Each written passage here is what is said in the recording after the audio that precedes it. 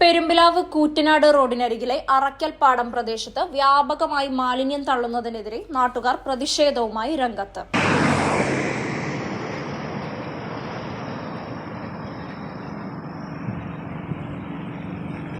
റോഡിനോട് ചേർന്നുള്ള സ്വകാര്യ ഭൂമികളിലും തോട്ടങ്ങളിലും രാത്രികാലങ്ങളിൽ അനധികൃതമായി മാലിന്യം നിക്ഷേപിക്കുന്നതായാണ് പരാതി ഉയരുന്നത്.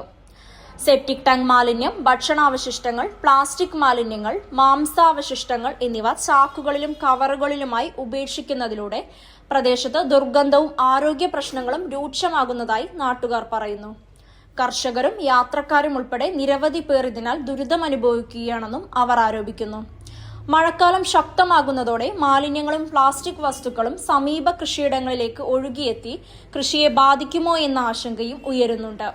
പരിസ്ഥിതിക്കും പൊതുജനാരോഗ്യത്തിനും ഭീഷണിയായ സാഹചര്യത്തിൽ അടിയന്തര ഇടപെടൽ വേണമെന്നാണ് നാട്ടുകാരുടെ ആവശ്യം.